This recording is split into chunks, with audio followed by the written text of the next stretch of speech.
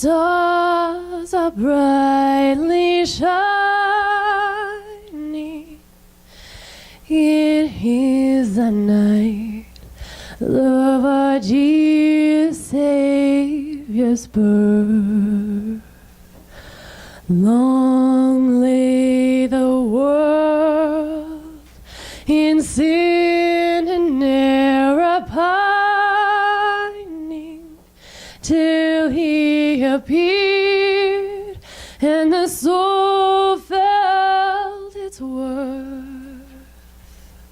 A thrill of hope, the weary world rejoices, for yonder break a new and glorious morn. Fall on your knees, lo, hear the angel voices, lo, night divine, oh night, when Christ was born, oh night divine, oh night, oh night divine.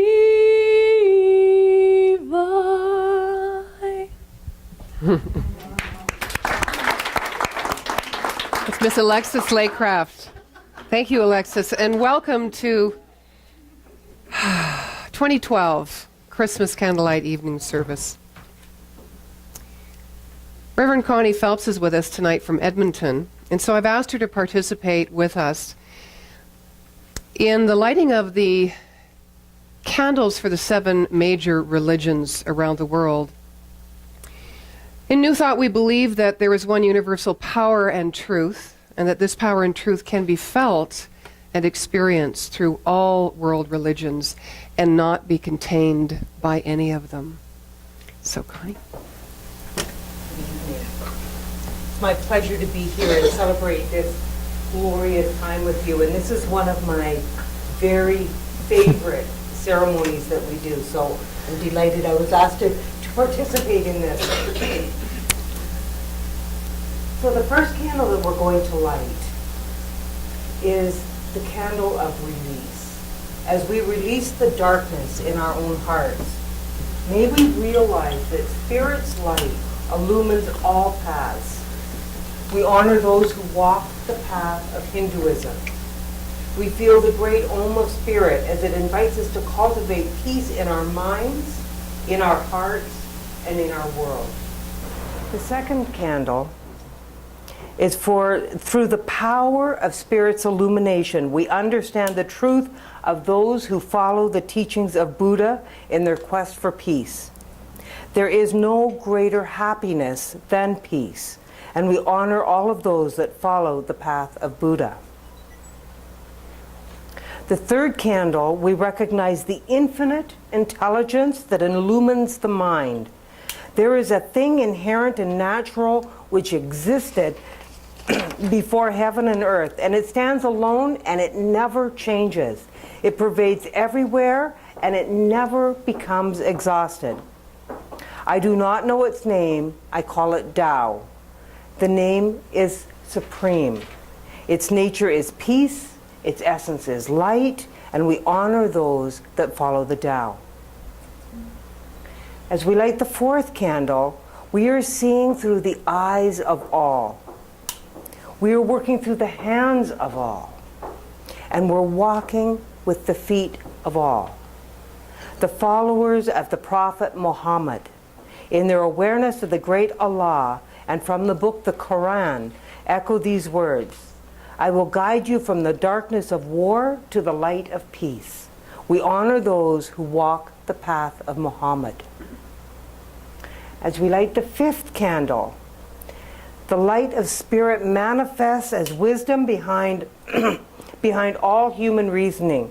We see the deeper significance of the Judaic covenant from Isaiah that says, "And my people shall dwell in a peaceable habitation and in a quiet resting place." We honor those who walk the path of Judaism. Excuse me. As we light the sixth candle, we acknowledge the shepherd of peace, guided by the star of wisdom into the birth of the Christ consciousness. The light of love illuminates all who walk the path of Christianity. We honor those who walk the path of Jesus.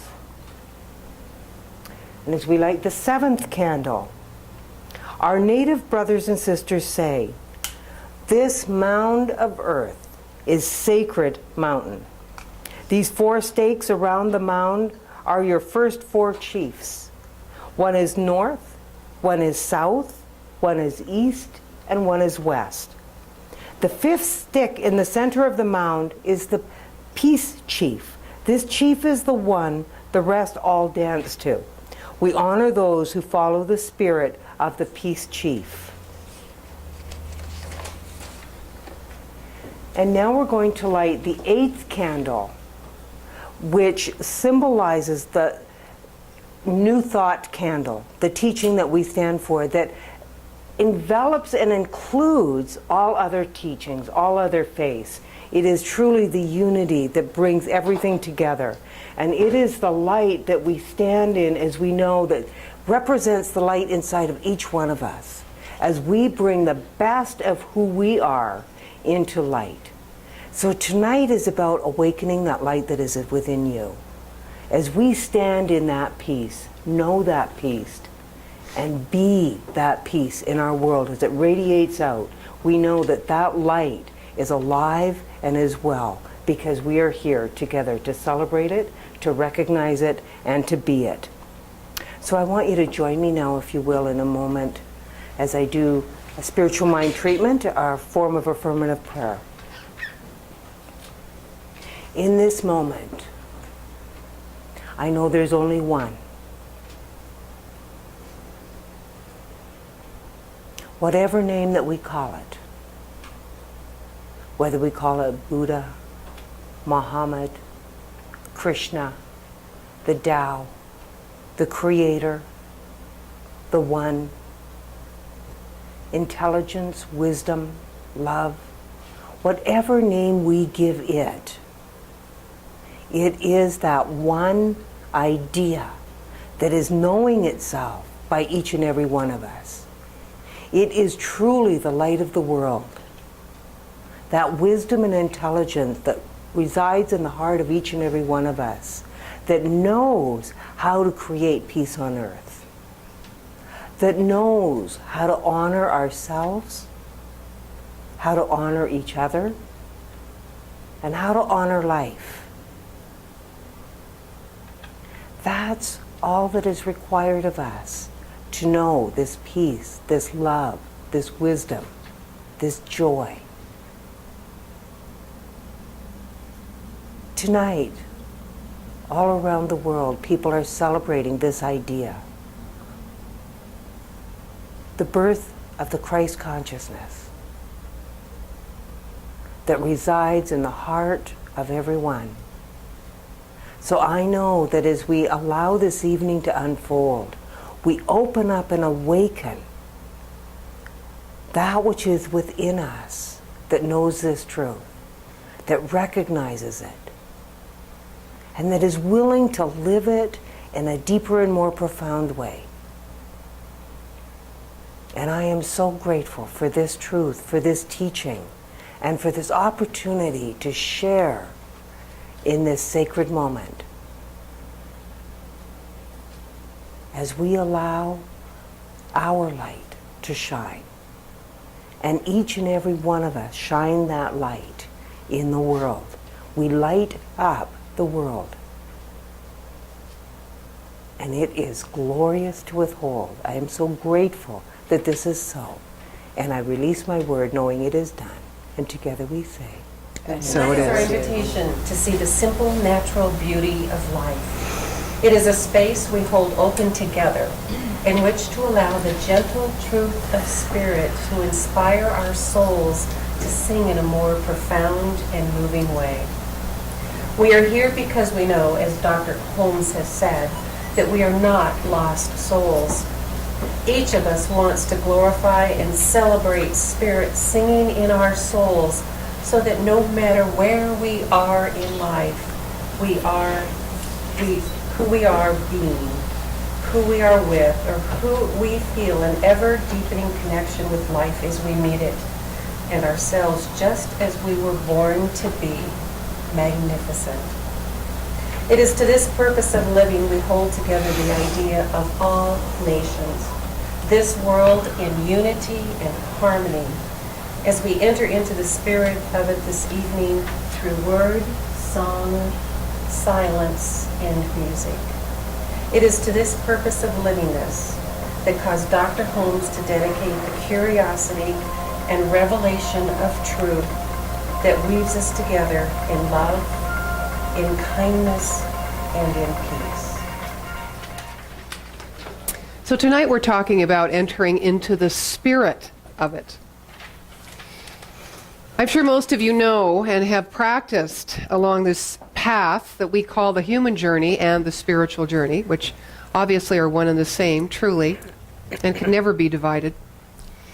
That we run into so many things that are challenges in our life, but I thought I wanted to speak tonight about entering into the spirit of it, because in everything and in everyone, in every condition, no matter how big, how global, how minuscule, how ordinary in our everyday life, there is inner significance. There is significance to everything. And so I wanted to bring our minds to that because, we often wait for miracles. And I'm going to tell a few stories tonight. The first one, well, both of them are quite an illustration of a miracle. But I had a friend, a colleague, who once used to say that, there really are no miracles. They're just ordinaries. Everyday ordinaries. And I think when we learn to live in the world, that wonderful saying from the Bible, live in the world but not of it. Live in the world but not of it.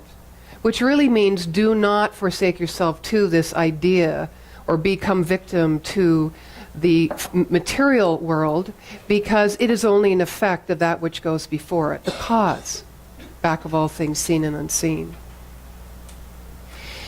But most people, when they hear that, they use it to bring themselves out, to awaken themselves out of this or away from this grasp that they themselves have on possessions or people or achievements or goals.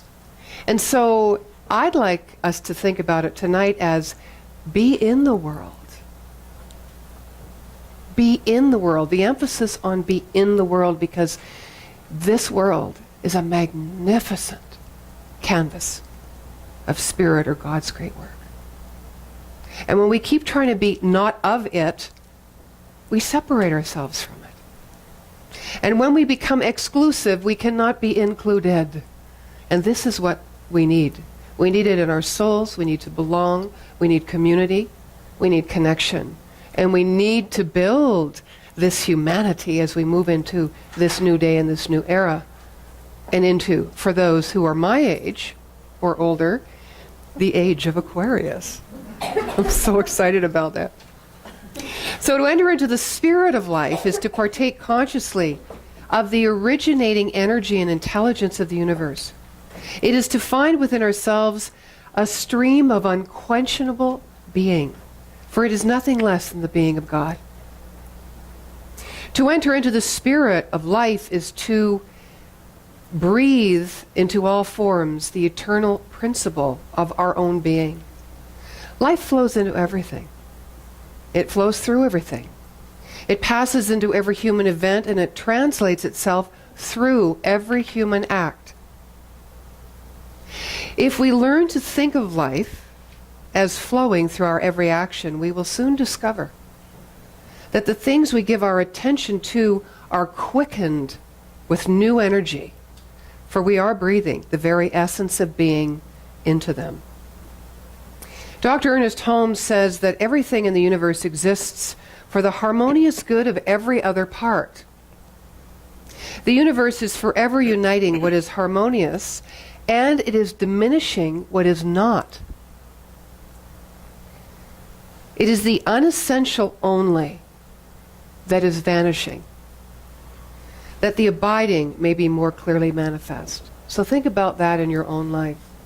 It is the unessential part of you, which is the part of you that thinks lack, limitation, unworthiness, undeservedness, that is vanishing as humanity's consciousness is evolving, so that the truth of you may abide and be made more clearly manifest on this planet at this time. So I want to share with you a story.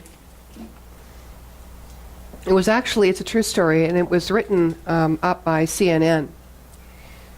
And it's about a woman who recently passed the day before Thanksgiving, American Thanksgiving. So that would be Thursday, November 21st. And her name was Eduarda Obera. You may be familiar with this story. At the age of 16, Eduarda, who was 18 months older than her only other sibling, Colleen, they were very, very close, was diagnosed with diabetes. But back in those days, which would have been probably 68-ish, there was a little confusion, and the insulin wasn't administered properly. And as she became ill during Christmas time with the flu, during Christmas break, she started to become very sick and to expire a lot of her medication, and she went into shock. And she went into coma and never did recover. So this is her story, and it begins, Colleen Obera, who was her sister, bathed her older sister Eduarda and fixed her hair. She fed her through a feeding tube like she'd done countless times. It was going to be a good day, the day before Thanksgiving. With her morning routine complete, Colleen planned to fetch a cup of coffee. So she bent down and kissed her big sister and told her she'd be right back. Colleen recalls, she gave me the biggest smile she's ever given me in her life. Her face was aglow, and there was definitely a sparkle and a twinkle of mischievousness in her eyes. But just then, Eduarda closed her eyes. For 42 years, her family held vigil. They awaited the day Eduarda would awake. The miracle never came.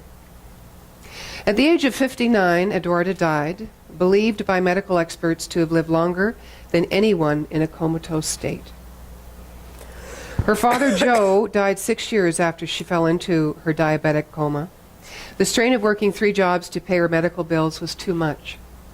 Her mother, Catherine, had promised to never leave her side. She died in 2008 after caring for Eduarda every day for 38 years. Former President Bill Clinton, Florida Governor Jeb Bush, singer Neil Diamond, and other celebrities visited the home over many years. Renowned self-help author Wayne Dyer penned a book, A Promise is a Promise, about Catherine's unconditional love. Thousands of people from Japan to Australia, from Italy to Canada, took pilgrimage to the Obera home, inspired by the devotion of the mother. They were drawn, too, because they believed Eduarda had miracle healing powers. A woman with an inoperable brain tumor was cancer-free months after she touched Eduarda. 2 girls with cystic fibrosis were apparently healed in the months after visiting her room. Even skeptics said they felt a strange aura when they walked into the North Miami home. Catherine claimed Mother Mary appeared in visions. Mum wrote Pope John Paul II, and he responded with letters of his own. So on the walls of Eduarda's room, Mum pinned inspirational quotes, "Where there is great love, there are great miracles." And the Hemlock Society phoned often, pleading with the mother to let her daughter die. The day after Christmas in 1981, someone called to say he was going to put Eduarda out of her misery. And a few hours later, 3 bullets were fired into the home, but no one was hurt. It seemed Eduardo touched everyone she came into contact with, even the doctor who saved her life. He struggled with the ethics of what he'd done, and he wondered, would it have been better if he had let her die? A promise was kept. Eduardo was diagnosed with diabetes in late 1969. The family had looked forward to Christmas that year, but during the break, she fell ill.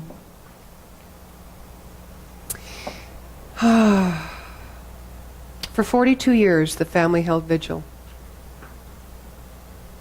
42 years. Amazing.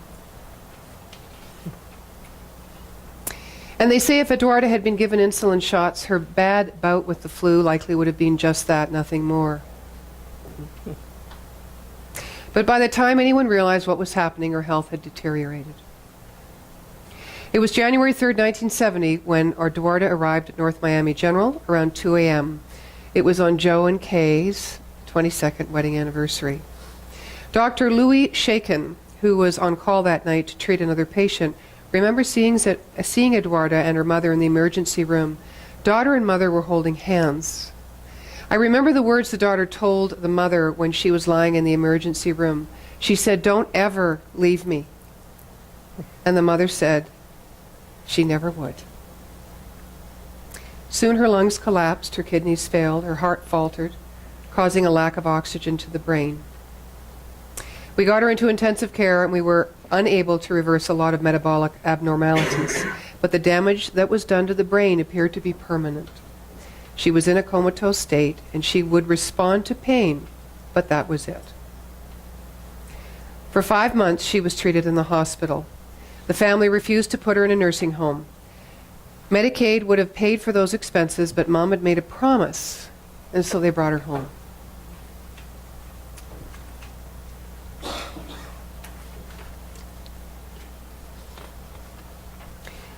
Shaken pleaded to treat Eduarda, or pledged to treat Eduarda for free. And so he set up an IV for fluids and the feeding tube through her stomach. At 77, he recalls it wasn't a big deal. Recognizing the cost of just maintaining Eduarda, it was a non-starter. I wouldn't accept any money. Catherine called the doctor her angel.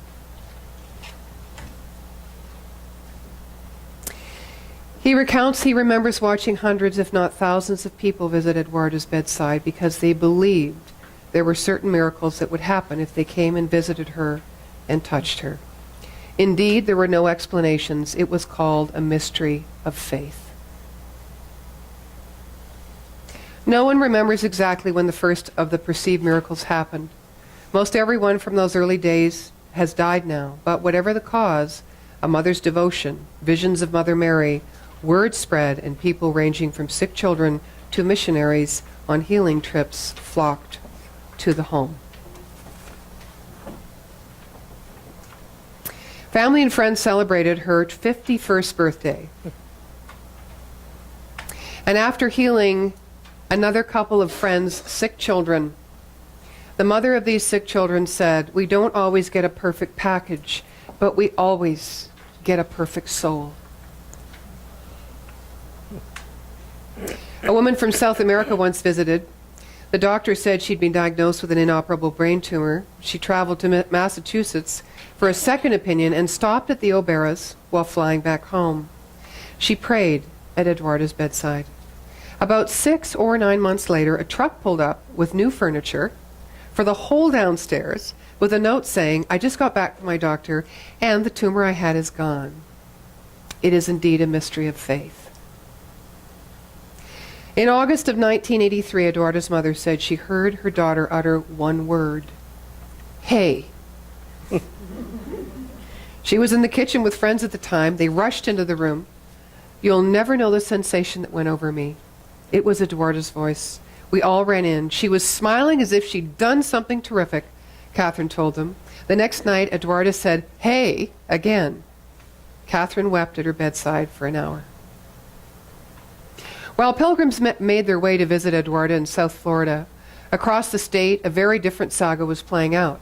That of Terry Schiavo, whose persistent vegetative state became a political, legal, and family feud with her husband wanting to let her die and her parents wanting to let her live. At 41, she died in 2005 after 15 years in a coma after a judge sided with her husband. Catherine paid attention to that battle, but didn't cast judgment. She told people that families must deal with such tragedies in their own way, and hers was united behind Eduarda. Stephen Mayer, a professor of neurology and neurological surgery at Columbia University, has treated many comatose patients over the years. He says new research suggests that patients in persistent vegetative states may perceive what's around them in a way that doctors didn't previously understand. The best advice of that, or evidence of that, are people who don't follow commands and appear to be vegetative, but after several years they wake up and start following commands. He didn't treat Eduarda, but he says it's possible she was perceiving what was going on around her to some extent over those 40 years, but not really able to respond in a way that other people could recognize. And maybe, just maybe, the daily contact, the voices, the touches with her loved ones gave her reason to live. One thing that I've learned over the years, as somebody who treats people in a coma and tries to save them, he says, is there's something very important about human contact with the people that bring meaning to your life, your loved ones. Well, her mother, Catherine, believed it to the fullest. In March 2008, at the age of 80, Catherine was found dead on the floor in her daughter's room.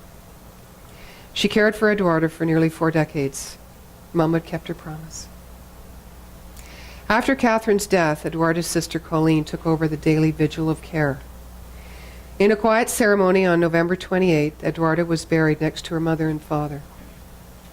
Colleen was never sure what to make of her mother's visions of Mother Mary. She'd never seen the visions herself. When she returned to the empty home after the funeral, Colleen walked into Eduardo's room. There on the screen, she says, was an image of Mother Mary, not sitting on my television, but on my actual TV screen. It lasted for 6 seconds, and then it disappeared.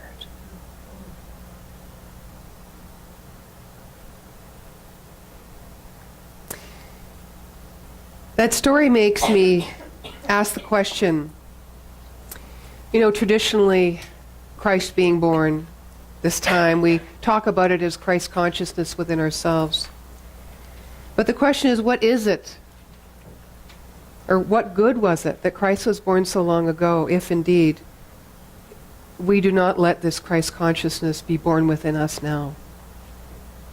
Dr. Holmes says, find me one person who knows how to talk to God, really, and I shall walk with him through the woods, and everything that seems inanimate will respond. The leaves of the trees will clap their hands, and the grass below their feet will grow soft under him.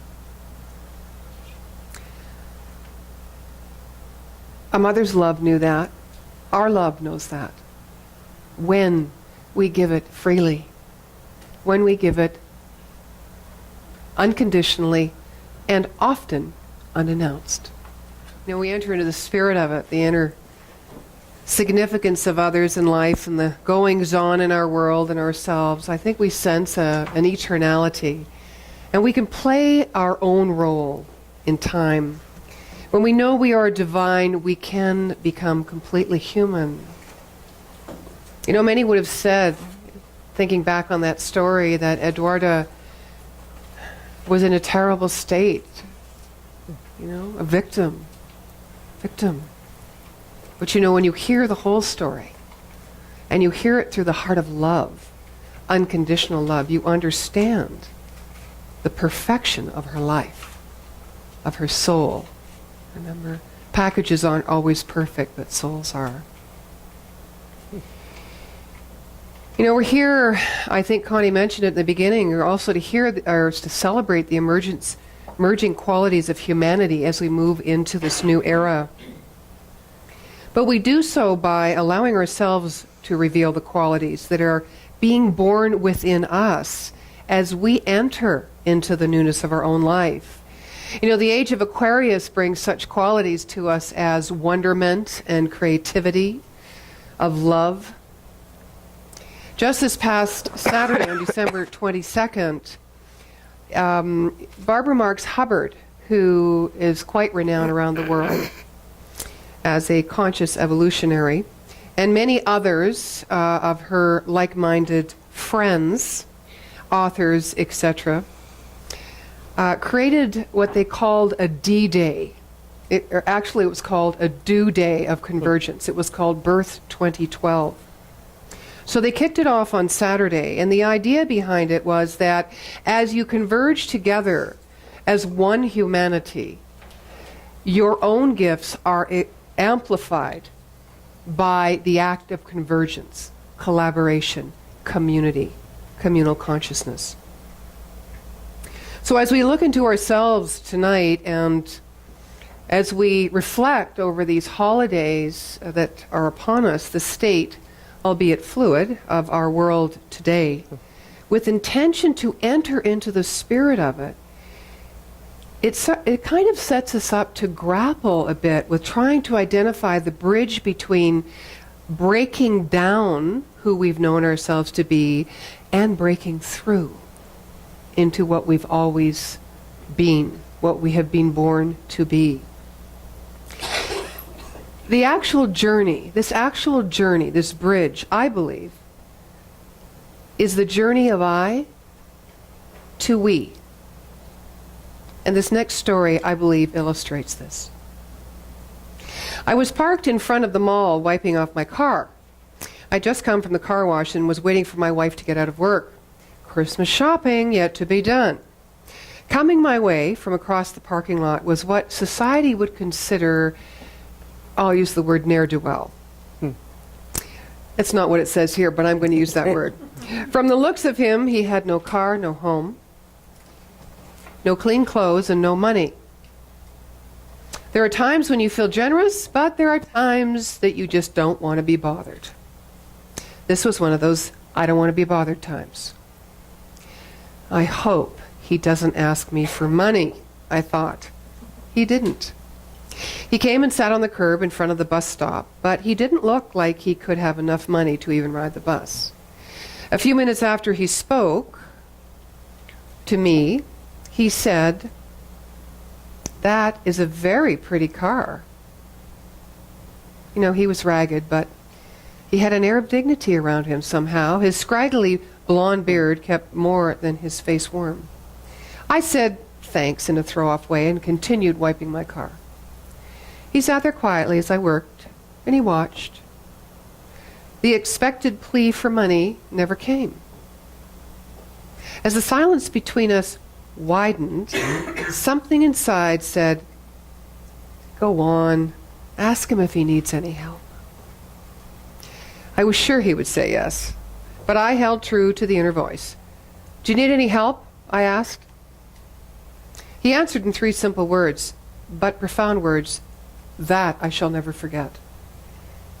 We often look for wisdom in great men and women.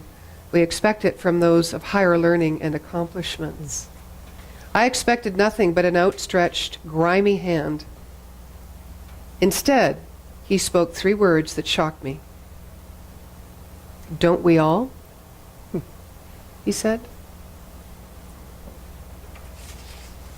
I was feeling high and mighty, successful and important, above a ne'er-do-well in the street until those 3 words hit me like a ton of bricks. Don't we all? I needed help. Maybe not for bus fare or a place to sleep, but I needed help. I reached in my wallet and gave him not only enough for bus fare, but enough to get a warm meal and shelter for the day. Those 3 little words still ring true, no matter how much you have. No matter how much you have accomplished, you too need help. No matter how little you have, no matter how loaded you are with problems, even without money or a place to sleep, you too can give help. Even if it's just a compliment, you can give that. You never know when you may see someone that appears to have it all. that they might just be waiting on you to give them what they don't have. A different perspective on life, perhaps a glimpse at something simply beautiful. A respite from daily chaos that only you, through a torn world, can see. Maybe the man was just a homeless stranger wandering the streets, and maybe he was more than that. Maybe he was sent by a power that is great and wise to minister to a soul too comfortable in themselves. Maybe God looked down, called an angel, dressed him like a ne'er-do-well, and said, "Go minister to that man washing his car. He needs help." Don't we all?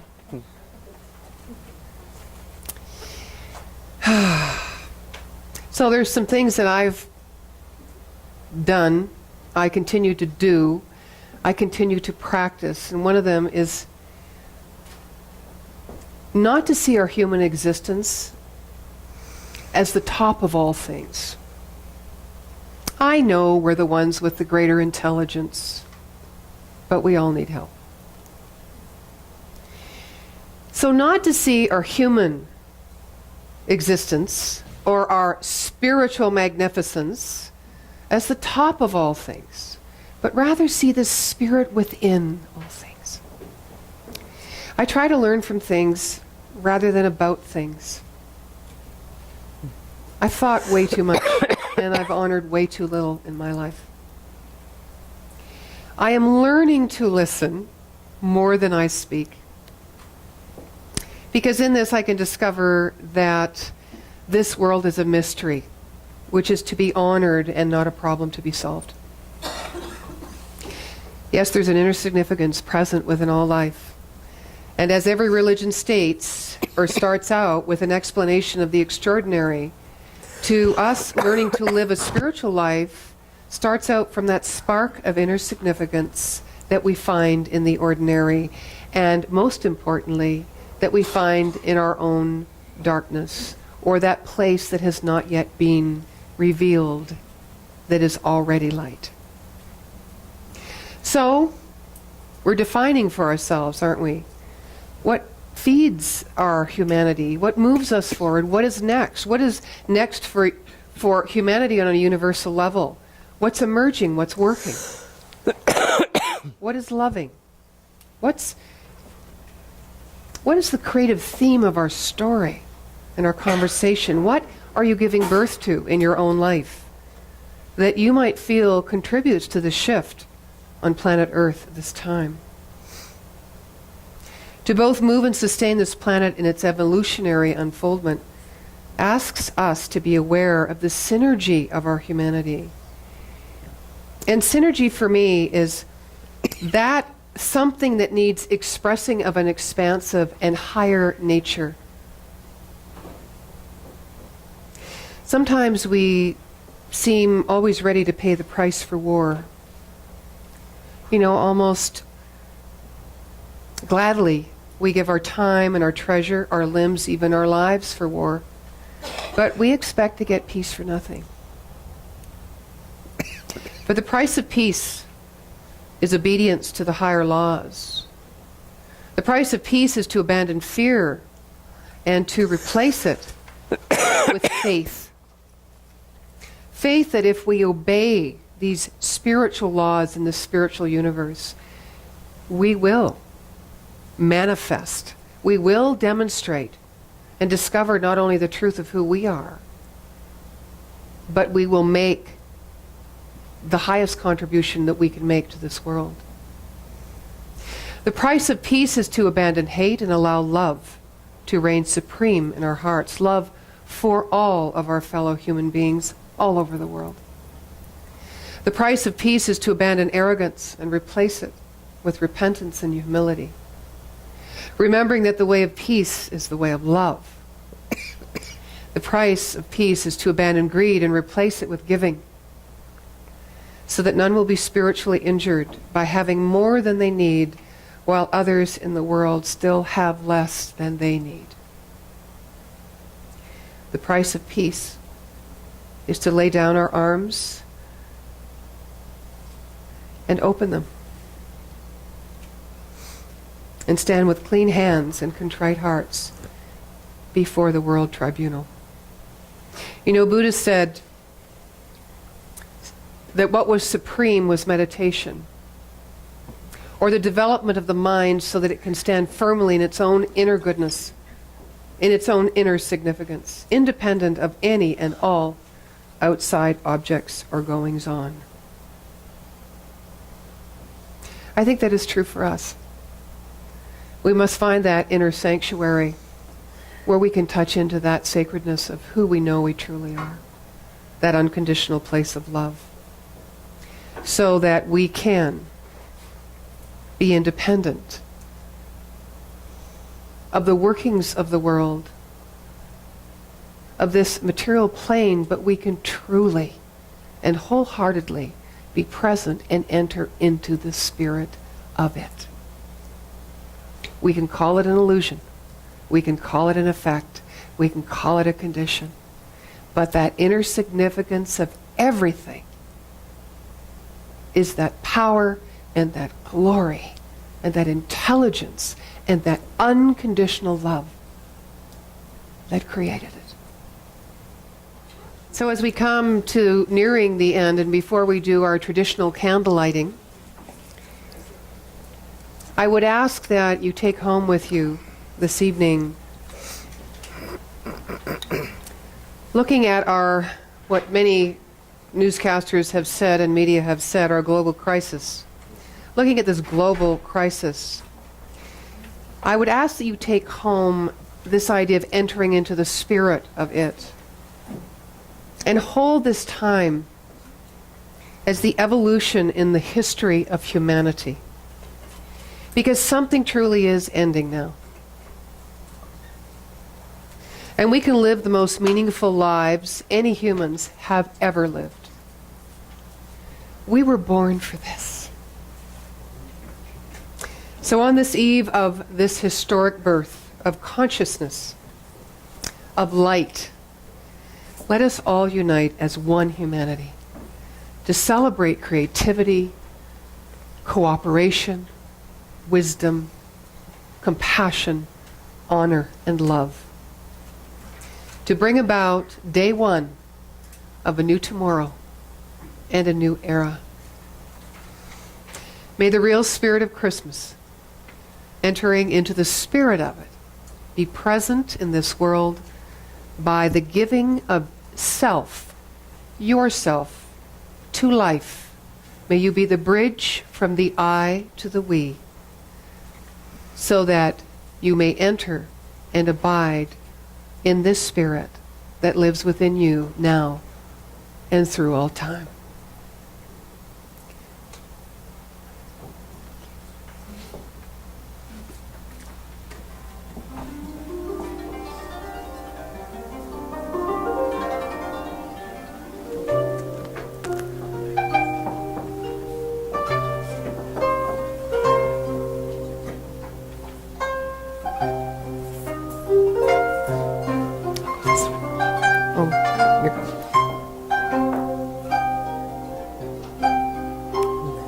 Just then, there you go.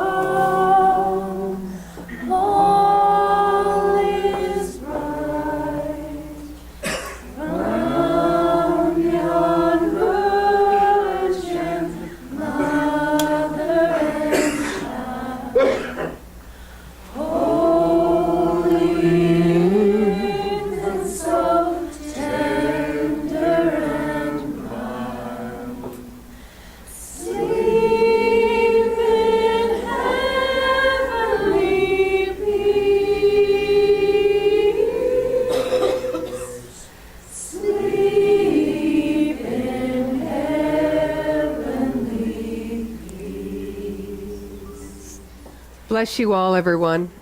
I would ask that all together we take this moment and bring to mind our Christmas wish for ourselves, for this world. And when you've touched into that place in your heart, blow out the light that will forever remain shining within you.